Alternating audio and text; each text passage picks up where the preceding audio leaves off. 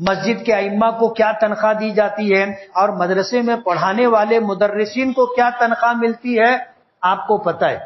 قربانی کے ساتھ یہ لوگ چلتے. تو آپ کو جو ہے اداروں کا تعاون کرنا ہے، اور جس عالم سے آپ کا تعلق ہو آپ کو اس کا خیال رکھنا چاہیے. سمجھ رہے ہو میں کیا کہہ رہا ہوں؟ آپ صرف سلام کرتے ہو، مصافحہ کرتے ہو، کبھی اپنے جن علماء سے تعلق ہے ان کی کبھی مالی مدد خاموشی سے کرتے ہو؟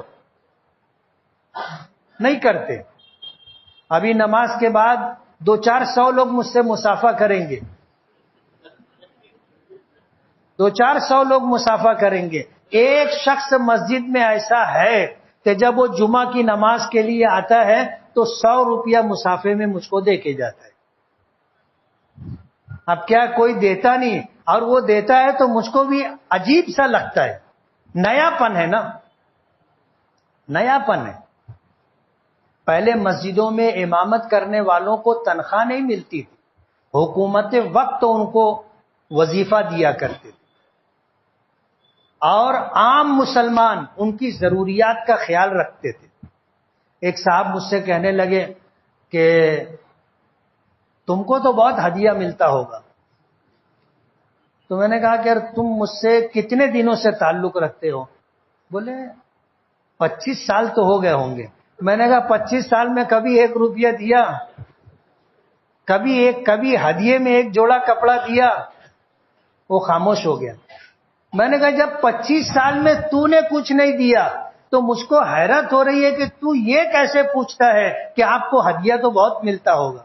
بولو جب تو ہی نہیں دے رہا ہے تو اور دوسرا کون دے گا؟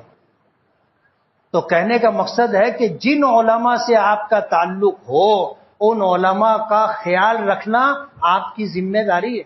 یہ اللہ کے رسول صلی اللہ علیہ وسلم کے وارث ہیں، ان کی ضروریات ہیں. آپ سوچو مسجد کا امام، اس کو 10,000 تنخواہ ملتی، 8,000 تنخواہ ملتی، ہفتے کی نہیں مہینے کی. ایمانداری سے دل پر ہاتھ رکھ کر کے بتانا اتنے پیسے میں اس کا گھر چلے گا؟ لیکن اللہ پاک کی قدرت، ربوبیت ہے اس کی کہ اتنے کم مشاہرے اور تنخواہ میں وہ اپنا گھر چلا لیتے. میں جب مسجد میں امام ہوا تو سائیکل پہ آتا تھا، پھر میں نے 50 خریدی، 50 پر آنے لگا تو مجھ کو کچھ ذمہ داران کہنے لگے، شہر کے ذمہ داران، کہ تم 50 پہ آتے ہو. بولا کیوں، تم کو حیرت ہے کیا؟ تم یہ چاہتے ہو کہ میں گدھے پہ بیٹھ کے آیا کروں؟ یعنی اماموں کے تعلق سے لوگوں کی سوچ میں آپ کو بتا رہا ہوں کہ ہم اگر اچھا کپڑا پہنے تو لوگوں کا پیٹ دکھتا ہے، اچھی گھڑی ہو تو لوگوں کا پیٹ دکھتا ہے، اچھا چشمہ ہو تو لوگوں کا پیٹ دکھتا ہے، اچھی سواری ہو تو لوگوں کا پیٹ دکھتا ہے. سوچ بدلنے کی ضرورت ہے. جن علماء کرام سے آپ کا تعلق ہو اپنی جائز حلال کمائی سے ان کا تعاون کرنا چاہیے. کریں گے؟ میں اپنے لیے نہیں کہہ رہا ہوں یہ بات، نہیں تو آپ سوچیں گے کہ مفتی صاحب جو ہے اب لائن لے رہے سب کی. نہیں، جن علماء سے آپ کا تعلق ہے ان علماء کرام کو اپنی جائز حلال کمائی سے آپ ان کا تعاون کریں. تعاون کرنے کا مطلب یہ ہے کہ ان کو وقتاً فوقتاً ہدایہ وغیرہ دیتے رہیں. اپنے لیے کپڑا خریدیں، ان کے لیے بھی 1 جوڑا کپڑا خریدیں.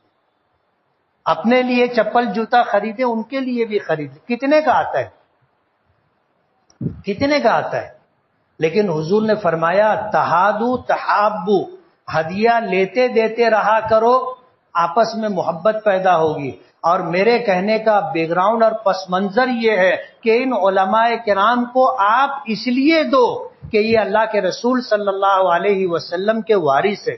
آپ ان کو اس لیے ہدیہ دو کہ یہ ہمارے امام ہیں.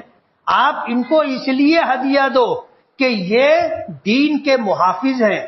قرآن کریم حدیث پاک کا علم حاصل کر کے پچھلوں سے علم حاصل کیا، اس کو آگے پہنچانے میں ان کا رول اور کردار ہے. آپ یہ نیت کر کے کہ یہ اللہ کے رسول کے وارث ہیں، آپ ان کو دو گے، اللہ کے رسول صلی اللہ علیہ وسلم خوش ہوں گے۔ اگر اللہ کی